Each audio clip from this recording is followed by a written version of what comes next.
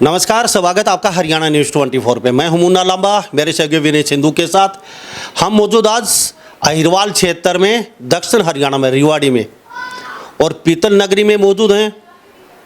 आज हमारे साथ एक खास मेहमान मौजूद हैं, तेजस, और इनकी हम बातचीत करेंगे। यूपीएससी पूरे हरियाणा प्रदेश, पूरे भारतवर्ष में कहीं ना कहीं एक खुशी का माहौल है, लोग अपने अपने तरीके से खुशियाँ मना रहे हैं।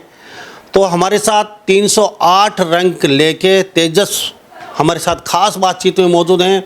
उनके पिताजी हमारे साथ नवीन यादव मौजूद हैं। इनके जो पिताजी थे, दादाजी थे, डॉक्टर नवल सिंह यादव, और ये कोसली के रहने वाले हैं, लेकर रेवाड़ी रहते हैं। कई विषयों पे बातचीत करेंगे इनसे, क्योंकि 308 रैंक आना बहुत बड़ी उपलब्धि मानी जाती है। और हरियाणा में अक्सर हम पूरा हरियाणा कवर करते हैं, लगभग 250 से 300 IAS IPS का इंटरव्यू कर चुके हैं। तो इनसे भी कई विषयों पे बातचीत करेंगे। इनके दादाजी से, इनकी दादा तो नहीं है, दादी जी से, इनके माता पिताजी से। तेज, कैसे हैं, कैसा लग रहा है? बहुत अच्छा लग रहा है। क्या कहेंगे, पूरा हरियाणा प्रदेश देख रहा है, सभी बच्चे आपको देख रहे हैं। अभी जो आपका रिजल्ट आया है, संतुष्ट इससे?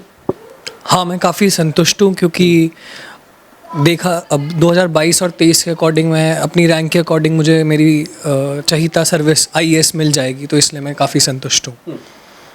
पहला प्रयास? नहीं, पांचवा प्रयास। तो ये 5 बार चूकते रहे, क्या कमी रही, कैसे? ये एक्चुअली क्योंकि कोई कोचिंग नहीं करी है, तो खुद को फिगर आउट करने में ही इतना टाइम लग गया। पहले 2 प्रयास में प्रीलिम्स नहीं हुआ, फिर मेंस नहीं हुआ, तीसरे में, चौथे में इंटरव्यू में मेरिट लिस्ट में मैं 11 नंबर से रह गया था, और अब ये 5वां था। कोई कोचिंग नहीं की इन्होंने। अक्सर आप कहते हैं भाई कोचिंग करनी पड़ेगा, बड़े बड़े महानगरों में जाना पड़ेगा, लेकिन ये तेजस हमारे साथ खास बातचीत में यादव मौजूद हैं और कोसली के रहने वाले हैं। पीतल नगरी रेवाड़ी के अंदर हम मौजूद, इनसे खास बातचीत कर रहे हैं। बिगर कोचिंग के 308वां रैंक, 5वां अटैम्प्ट इनका। सलूट करता हूँ, क्योंकि 5वां अटैम्प्ट अगर देना पड़ता है तो बड़ी मुश्किलों का सामना करना पड़ता है। घर का प्रेशर, मोहल्ले का प्रेशर, गांव का प्रेशर, यारे प्यारे रिश्तेदारों का बड़ा प्रेशर होता है कि बेटा बार बार असफल हो रहा है, शादी कर दीजिए, इनका शादी नहीं हो रही, कई बातें खड़ी हो जाती हैं। हमारे साथ खास बातचीत में मौजूद हैं। कभी 5 अटैम्प्ट लगातार करते रहे, कभी हौसला आपका जवाब नहीं दिया, कहीं आपका डगमगाए नहीं भाई अब तो नहीं हो पाएगा तेजस से, यार नहीं, अब बड़ा मुश्किल हो गया, 5 अटैम्प्ट हो चुके, अब बार बार घर वाले भी कितना एक आप पे भरोसा करे, यार ये नहीं हो पा रहा है, कहीं वो दूसरी नौकरी में ना चली जाए, न इधर के न रहे का उधर के, ऐसा तो कभी? ये तो हर अटेम्प्ट में ही होता है, हर दिन ही लगता है कि इतना मुश्किल एग्ज़ाम है, तो इसमें अनसर्टेनिटी बहुत ज़्यादा है। तो घर वालों का इसमें मेरा पूरा सपोर्ट था, तो एक वहाँ से कभी इन्होंने कोई कमी रहने नहीं दी। दूसरा, ये तो पता ही था कि अगर जीवन में आपको हार तो हमेशा मिलेगी ही, तो आपको उससे कैसे उभर के आप ऊपर उठोगे, वो बहुत इम्पॉर्टेंट है। और अगर आप अपना दिन में 100% देते हो और रात को उससे एक अच्छी, जब आप दिन में 100% देते हो तो उसी से रात में अच्छी एक चैन की नींद आती है। तो चाहे बेशक आपको रिजल्ट ना मिले, बट आपको एक खुद पे बिलीफ होता है कि नहीं, कभी ना कभी मेरा हो जाएगा। तो आई थिंक मेरे अंदर वो स्ट्रॉन्ग बिलीफ सिस्टम था कि मैं कभी ना कभी निकाल लूँगा। कभी भी अपने इन असफल प्रयासों को मैंने नेगेटिव नहीं होने दिया, इनसे सीखा ही और आगे ऐसे ही किया है। किसी पड़ाव पे ऐसा आया हो मौका, नहीं है यार हम नहीं कर पाएंगे, आप घर वालों को बोल देते हैं चल तो ठीक है हम आ रहे हैं भैया, हम और सिस्टम को दूसरा संभालेंगे, या कोई बिजनेस करने वाले हैं, ऐसा? नहीं, क्योंकि अगर मैं तो इस बार भी रेडी था कि नहीं होगा, मैं अपना ये वाला प्रयास दूंगा। तो वो तो बिल्कुल कभी नहीं था कि मैं मतलब रुकने वाला था जब तक मैं क्लियर ना कर लूँ। ये सब किसने कहा आपको यूपीएससी ही करना है, या कोई ब्रांड एम्बेसडर बना, या किसी को बचपन में आपने देखा, या फिर किसी ने आपको, मम्मी पापा या दादा दादी, कुछ ऐसा कुछ क्या हुआ आपके साथ भी, आपने तो IAS बनना है, IPS बनना है, ऐसा कुछ? मैंने IIT दिल्ली से अपनी BTech करी है। तो मेरे दादाजी डॉक्टर नवल सिंह, ये वेटनरी डॉक्टर थे, तो इन्होंने पोस्ट रिटायरमेंट मैंने इनको निस्वार्थ सेवा करते हुए देखा है पब्लिक की। तो वो बहुत बड़ा एक मोटिवेटिंग फैक्टर था। वो मतलब मैंने देखा कि वो कितने ज़्यादा लोगों पे इम्पैक्ट ला पा रहे थे निस्वार्थ भाव से। तो मैं कुछ ऐसा करना चाह रहा था ताकि उनकी लेगेसी को मैं कैरी फॉरवर्ड कर सकूं।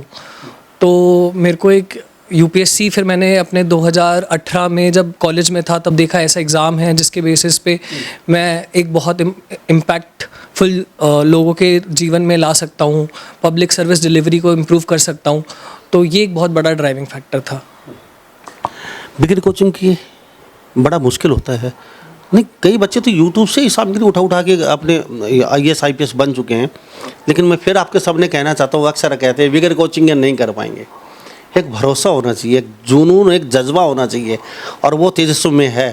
क्योंकि बिगर कोचिंग के किया है, आप पता नहीं कहाँ कहाँ महानगरों में भटकते रहते हैं, लेकिन फिर भी आप नहीं कर पाते कभी भी। और ये 5वें अटैम्प्ट में कर गए बिगर कोचिंग के। इसके साथ कोई जॉब वगैरह भी कर रहे थे? जॉब नहीं कर रहा था। पहले 2 अटेम्प्ट में जो 20 और 21वां मेरा अटेम्प्ट था उसमें मेरे को ये था कि साथ में मैं इंटीग्रेटेड मास्टर्स एंड PhD भी कर लूँ और यूपीएससी की तैयारी भी कर लूँ। तो मैं IIT गांधीनगर 1.5 वर्ष के लिए गया था मैथ्स से PhD का इंटीग्रेटेड प्रोग्राम करने। तो 1.5 वर्ष में मैंने उसे छोड़ के मैं आ गया क्योंकि मेरे से फिर ऐसा लग रहा था कि 2 नाव में पैर रख रहा हूँ तो एक भी ढंग से नहीं हो पा रही है। तो फिर 22 में मैंने फिर एकाग्रता से सिर्फ एक ही तैयारी करी और कोई जॉब तो नहीं कर रहा था मैं। जी, क्या नाम?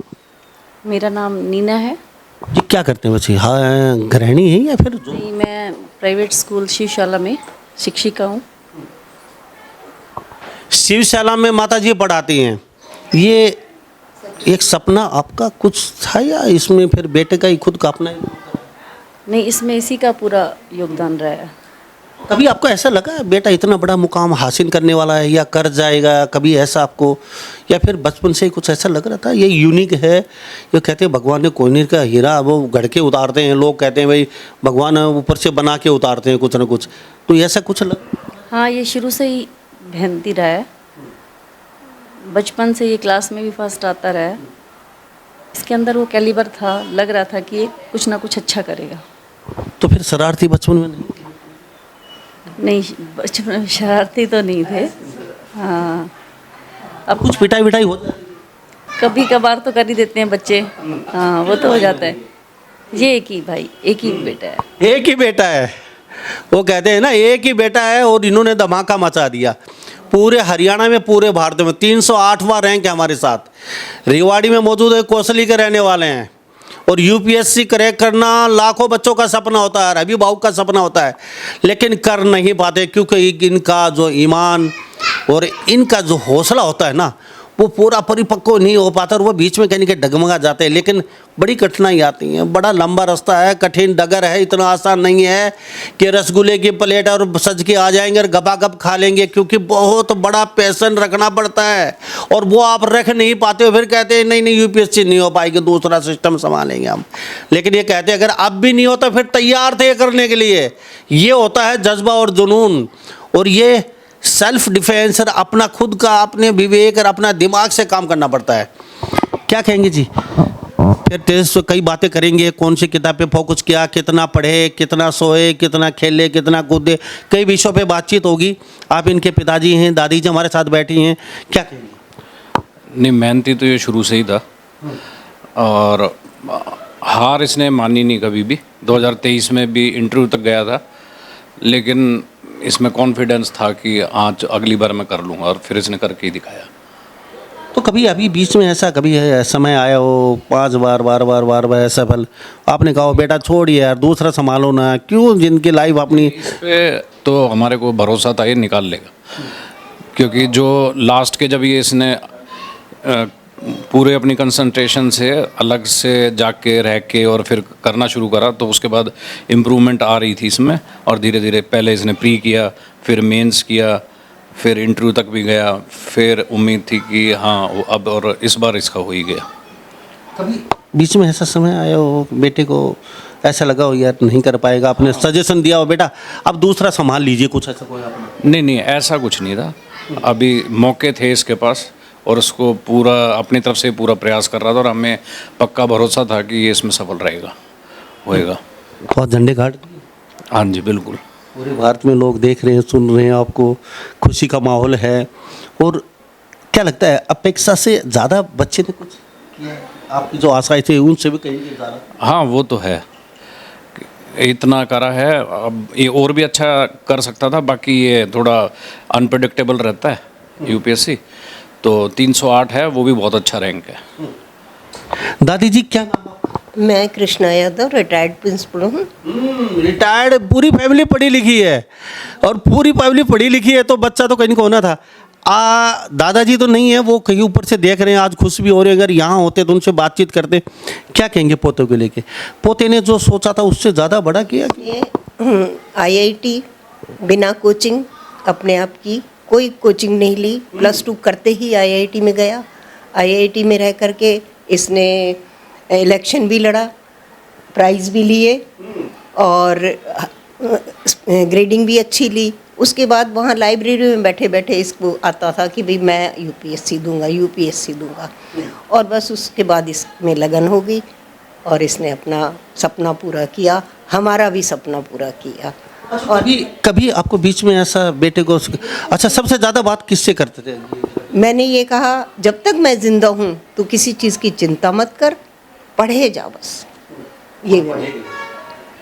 तो कभी ऐसा लगा आपने, कभी इनको डांटा हो, आपसे बार बार नहीं हो रहा है, आप ये चीज़ देख लीजिए और अब इस फील्ड को छोड़ दीजिए? नहीं, ये हर फील्ड, ये किसी भी चीज़ में पीछे नहीं था। कल्चरल एक्टिविटीज़ देख लो या किसी भाषण, स्कूल के किसी भी फंक्शन में देख लो, ये आगे ही रहा है। तो ये घुट्टी दम पैदा हो, आपने नहीं, इसकी ताई ने दी थी। तो क्या लगता है ये बच्चों ने पैदा हो जब, क्या आपको क्या क्या ये यूनिक ही था शुरू से ही। हाँ, शुरू से ही, मतलब जैसे कहते हैं ना, सबका पड़ोस का भी लाडला, सब देख करके कहते, कोई किसी से मतलब ज़्यादा ये नहीं करना, लड़ना नहीं, कोई ये नहीं कि दोस्त बनाने के उनके साथ घूम रहा है। माँ का ज़्यादा योगदान रहा है कि मैं अगर स्कूल से थक के आके टीवी चलाती ना, तो कहती टीवी मत चलाओ, डिस्टर्ब होगा, ये देखने आ जाता है। इन्होंने अब तक टीवी नहीं देखा, मतलब बच्चा पढ़ा जब तक टीवी नहीं देखा। आप सोचते हैं यूपीएससी एक बनना किसी अकेले का काम होता है, पूरे परिवार की सहयोग होता है, उनका त्याग होता है उसके पीछे। बैकग्राउंड देखिए, बड़ा लंबा सफ़र होता है, पूरा परिवार को पता नहीं क्या क्या त्याग करना पड़ता है। रिश्तेदारी में नहीं जाते, यारे प्यारे को छोड़ दिया जाता है, और सालों तक बातचीत भी बंद कर दी जाती है। और वो लोग कहते हैं घमंडी हो गए, लेकिन कुछ बड़ा करने के लिए त्याग तो करना पड़ता है, और ये सबको फेस करना पड़ता है। दादी जी कहती कि माँ का बड़ा सहयोग रहा है, अब टीवी देखने के बड़े इच्छुक रहते हैं। नहीं, बट वो बचपन में था, फिर जैसे जैसे मम्मी की वजह से मैंने फिर अपनी पढ़ाई कर पाया ढंग से। मम्मी, हम लोग, मतलब मम्मी का तो बहुत ही ज़्यादा योगदान रहा है। कभी फैमिली डिनर पे नहीं गए हैं, कोई वेकेशन पे नहीं गए मम्मी पापा, तो ये बहुत ही बड़ा कंट्रीब्यूशन है मेरे अकॉर्डिंग। तो इतना सेल्फ, अब ये देख लीजिए, आपने पता नहीं कितनी बार इन लोगों को फ़ोन किया होगा, इनके मामा, चाचा, ताऊ, भतीजा, यारा प्यारा, XYZ, जितने भी रिश्तेदार, इनके दोस्त, फ्रेंड, और अक्सर आप निराश हुए हैं, ये किसी के जाते नहीं है, ये घमंडी है, ये सेल्फिश हैं, पता नहीं क्या क्या पीछे से गालियां भी निकाली होगी आप लोगों ने। लेकिन आपने ये नहीं देखा है ये आ क्यों नहीं रहे हैं। कुछ बड़ा प्लान चल रहा है, और बड़ा प्लान चलेगा तो साहब त्याग करना पड़ेगा। इन लोगों ने त्याग किया और आज सबके सामने परिणाम है, और आज सब खुश हैं। जो लोग नाराज थे वो भी यहाँ आशीर्वाद दे रहे हैं आके, और अब उनको पता भी चलेगा कि ये चल क्या रहा था, क्यों नहीं आप आ जा रहे थे। अब मुझे इतना बताइए, आपके माता, कभी आप निराश हुए?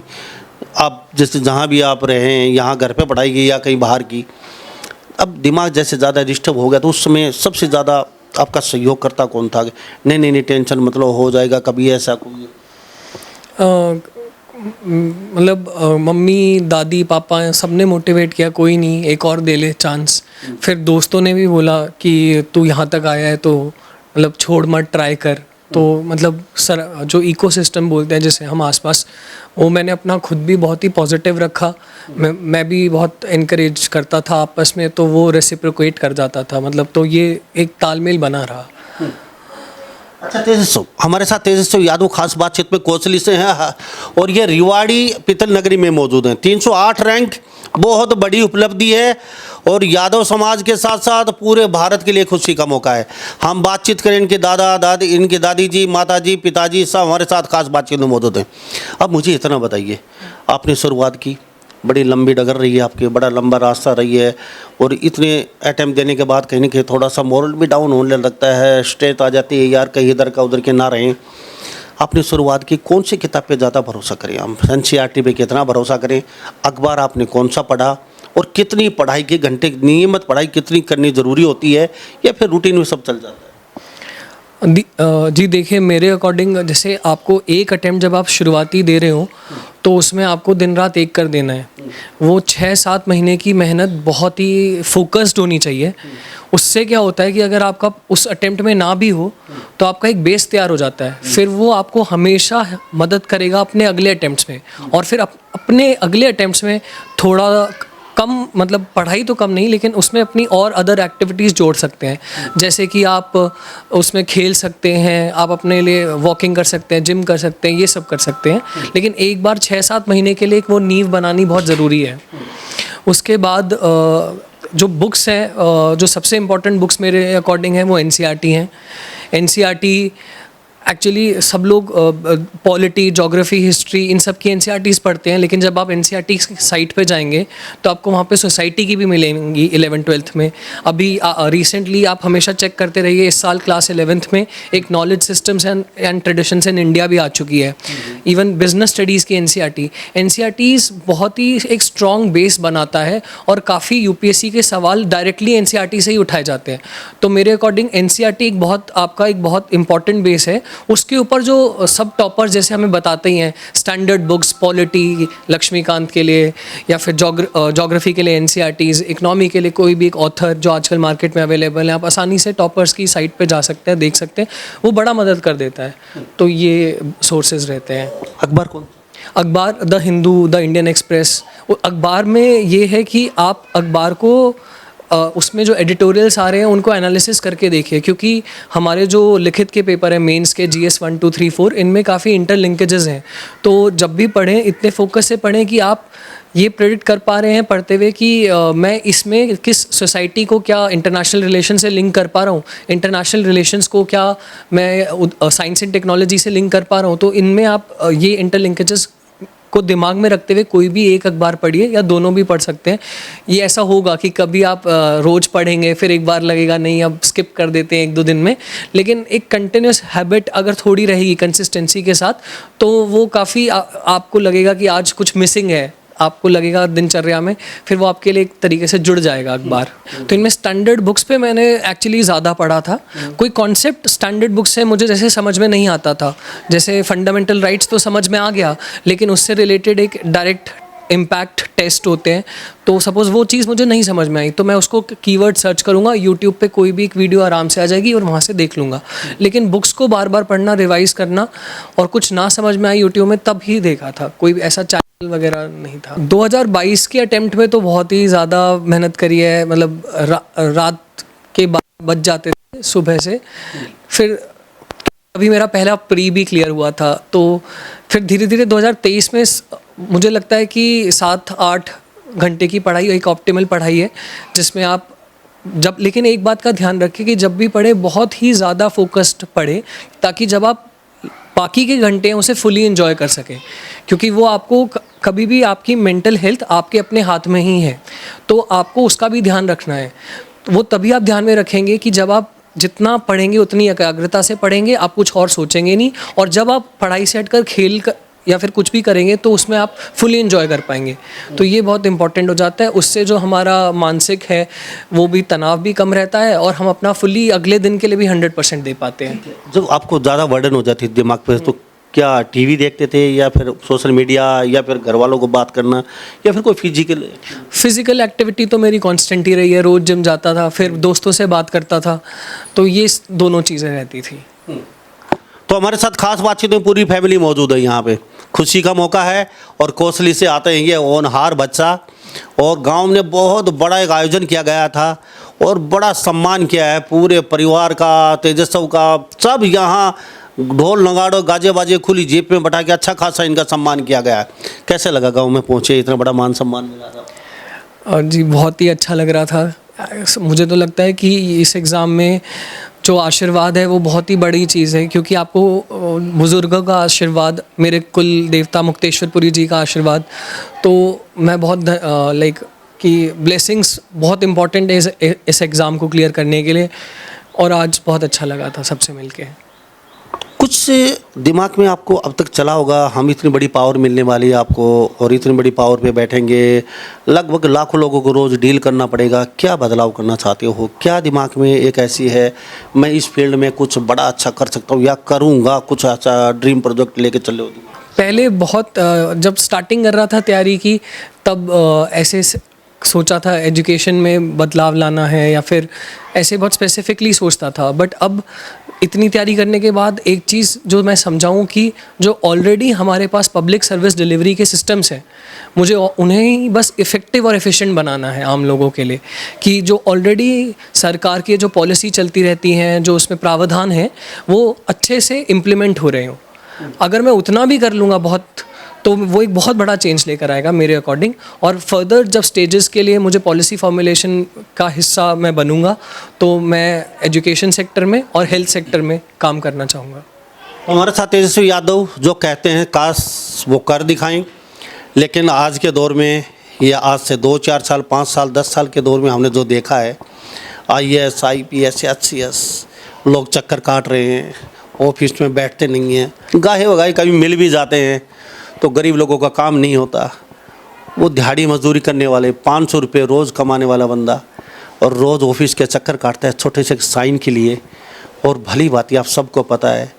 और जो जेब में पेन डायरी लेके आते हैं, सफ़ेद कुर्ता पहन के 2 मिनट में काम करा के चलते बनते हैं। पहले भी यही हालत थी और आज भी वही हालत है। अफसरों में जाने, ऑफिसों में जाने से गरीब आदमी डरते हैं। IAS, IPS, SC के पास अगर कैसे रट पट के वो पहुंच भी बात जाता है तो बाहर PN खड़ा होता है, वो धक्के मार के बाहर भगा देता है। आज भी यही हालत है, पहले भी यही हालत थी।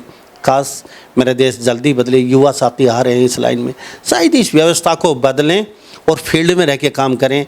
कि IAS, IPS, SCS जो बड़े बड़े अधिकारी हैं ना, तो कभी फील्ड में जाते हैं, AC कमरे में रहते हैं, वहीं से सब कुछ वो डील करते हैं, वहीं से सब कुछ करके अपनी खाना पूर्ति कर लेते हैं।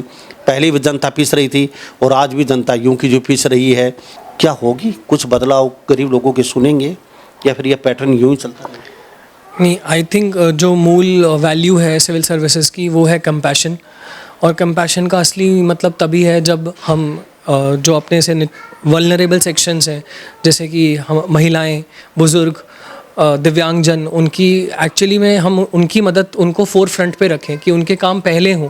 ये हमें सिखाता भी है कि जो अंत्योदय से सर्वोदय है वो बहुत ही ज़्यादा इम्पॉर्टेंट है।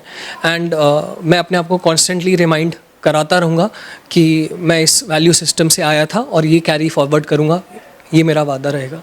कोई ऐसा पर्सन हरियाणा को लेके आपसे पूछा गया हो, जैसे रिवाड़ी को लेके आप रिवाड़ी से आते हैं? अब इंटरव्यू में मुझसे इस साल तो नहीं, पिछले साल पूछा था कि रेलवे डेवलपमेंट, क्योंकि रेवाड़ी एक बहुत बड़ा बिंदु रहा है शॉर्ट गॉज का। पहले के ज़माने में ये जो पटरियाँ थी वो शॉर्ट वाली, इसका वन ऑफ द बिगेस्ट, सबसे बड़ा जंक्शन था, तो उससे रिलेटेड मुझसे सवाल पूछा गया था। और यहाँ पे एक्चुअली ग्राउंड वाटर की बहुत कमी है, जो वाटर टेबल है काफ़ी नीचे जा चुकी है, तो उससे रिलेटेड भी मेरे से ये इन दोनों विषयों पे सवाल पूछे गए थे। कुछ और कहना चाहेंगे सर आप? बेटा ना, इसकी मेहनत और बुजुर्गों के आशीर्वाद से इसको सफलता मिली और हम बहुत खुश हैं। मैं एक शब्द, हाँ बहुत। मैं एक शब्द कहना चाहती हूँ। मैं ये कहती हूँ अपने बाबा का, जो डॉक्टर नवल सिंह का, किसी गांव में किसी से पूछ लो, वो गरीब यहाँ से लिख के दे देते थे और पशु यहीं बैठे ठीक हो जाते थे। तो उन्होंने जो अपने समाज में नाम बनाया है उसको आगे बढ़ाए और सबकी सेवा करें। दादी की बड़ी इच्छा है और दादी जी शायद ही इनके सपने बहुत पूरे करेंगे। दादी जी क्या करेंगे? हाँ जी, हाँ जी, क्योंकि मैंने अपने आँखों से देखा है कि दादाजी ने रिटायरमेंट के बाद वो इतने प्रोफेशनल थे अपने काम में कि कोई भी आए वो उनको फ्री में इलाज करते थे, क्योंकि रिटायर हो चुके थे। तो हमारे घर पे बेल भी नहीं होती थी, क्योंकि हमें पता था हम डिस्टर्ब हो जाएंगे, तो हमने बेल भी नहीं लगवा रखी थी। और दादाजी ने कोई फिक्स टाइम भी नहीं रख रखा था, तो यहीं बरामदे में बैठते थे और मैं एक्चुअली इसी खिड़की से झांक के देखता रहता था कि, और वो गरीबों की सबसे ज़्यादा मदद करते थे, प्रोएक्टिवली करते थे। तो ये बहुत बड़ा इंस्पिरेशन रहा है मेरे लिए। आई होप कि मैं उनकी लेगेसी को बहुत अच्छे से आगे फॉरवर्ड कैरी कर पाऊँ बस। देखिए, यूपीएससी एक बहुत ही वैसी जर्नी है जो टफ़ जर्नी है, जो लंबी भी जर्नी है, उसको दिमाग में रखें और हमेशा ये ध्यान में रखें कि जीवन भी ऐसा ही होने वाला है कि आपको वो नीचे गिराएगा। हो सकता है वो कुछ ज़्यादा ही आपसे वक्त मांगे उठने के लिए, बट आपको उठना पड़ेगा। तो जो एक माइंडसेट और टेम्परामेंट ऐसा रखें कि आप कर सकते हैं। फिर यूपीएससी करने के बाद आपके पास बहुत सारे ऑप्शंस अवेलेबल भी हैं। आजकल पब्लिक डिस्क्लोजर के थ्रू आपको अलग अलग सरकारी संस्थाओं में भी काम करने का मौका मिलता है। उसकी आप नॉलेज में रखें, टेलीग्राम चैनल पे उसमें एनरोल्ड रहें, क्योंकि आजकल जो इंटरव्यू से जो आउट होते हैं उनके लिए बहुत सुविधाएं सरकार कर रही है। और हताश ना हो, क्योंकि बहुत लंबा सफ़र है और आप अगर अपनी पूरा 100% अपना दे देंगे तो आपको वो पक्का रिजल्ट देगा मेरे अकॉर्डिंग। बहुत बहुत धन्यवाद जी, आपसे बातचीत की, पूरे परिवार से आपका कीमती समय लिया, बहुत बहुत थैंक यू, धन्यवाद। Thank you. तो हमारे साथ ये तेजस्व जो यादव हैं, उनका पूरा परिवार मेरे साथ, छोटी सी फैमिली बनी हुई थी, बड़ी प्यारी छोटी सी फैमिली है। और इनके आचार और विचार बड़े धार्मिक, बड़े संस्कारवान इनके अच्छे लगे, क्योंकि इनके दादाजी बहुत ही परोपकारी डॉक्टर थे और उनकी सीख, उनकी दादी जी का आशीर्वाद, माता पिता के साथ बहुत नेक इरादे के साथ ही आगे बढ़े हैं। और शायद ही हमें भगवान से कामना करते हैं जो बोले हैं, शायद ये आखिरी समय तक ये उन बातों पे खरे उतरें। अगर वास्तव में आप यूपीएससी करना चाहते हैं तो बहुत ही कठिन डगर है, हौसला इरादा पक्का करके चलना पड़ेगा आपको, उसके बाद ही कहीं सक्सेस हो सकते हैं, नहीं तो फिर अपना कुछ और संभाल लीजिए। अगर आप, हाँ, तेज से एक बात और कहना चाहेंगे हम, अभी आपका इंटरव्यू लोग देख रहे हैं पूरे हिंदुस्तान में। अभी मम्मी पापा आपके तो खुश हैं, लेकिन इन जैसे मम्मी पापा बहुत देख रहे हैं। अब बच्चा करना चाहता है, कोई बॉक्सिंग, कोई एक्टर, कोई खिलाड़ी, कोई कुछ, अब वो आपका इंटरव्यू देखते हैं उनके पीछे पड़ जाएंगे लट लेके, नहीं नहीं नहीं तेजस्व जो हो गया यादव, नहीं नहीं आप ये छोड़ दीजिए, इसके पीछे पड़ जाइए, आपको यूपीएससी की तैयारी करना, आपको भी आईएएस आईपीएस बनना है, ना इधर के ना उधर के रहे। उन अभिभावक को, माता पिता को कहना चाहेंगे? हाँ, मैं ये कहना चाहूँगा कि अब हम ऐसे दौर में हैं जब स्किल्स का बहुत मैटर है, कि आपकी धीरे धीरे आप देखेंगे कि आपके लिए जो आपकी स्किल है वो सबसे ज़्यादा मैटर करेगी, और आप किसी भी स्किल के थ्रू पैसा कमा सकते हैं। कोई भी प्रोफेशन छोटा या बड़ा नहीं होता मेरे अकॉर्डिंग, सबकी एक अपनी ही वैल्यू है सोसाइटी में। और मुझे लगता है कि सभी किसी भी प्रोफेशन को नीचे नज़र से तो बिल्कुल नहीं देखना चाहिए हमें। तो अपने प्रोफेशन को पहचाने, अगर बच्चा को उसमें वो सही में इंटरेस्टेड है तो माता पिता को उसे एनकरेज करना चाहिए। और सेकेंडली, जब बच्चा अब बड़ा हो जाए 18 के ऊपर, तो बच्चे की भी रिस्पॉन्सिबिलिटी उतनी ही है कि अगर उसने वो ठाना है कि वो उस प्रोफेशन में जाना चाह रहा है तो वो उसको फिर अपना 100% ज़रूर दे, किसी भी प्रोफेशन को, अगर, ताकि वो अपने से कभी भी ये बैकआउट ना करे कि नहीं नहीं मेरे से ये नहीं होगा। तो फिर वो बहुत इंपॉर्टेंट है कि बच्चा भी अपने पेरेंट्स के साथ साथ। तो हमारे से तेजस्व यादव खास बातचीत उनका परिवार बने होते, इस बारे में आप क्या सोचते हैं? सभी इन बातों के साथ मैं मुन्ना लांबा, मेरे सहयोगी विनय सिंधु के साथ हरियाणा न्यूज़ 24। नमस्कार, जय हिंद।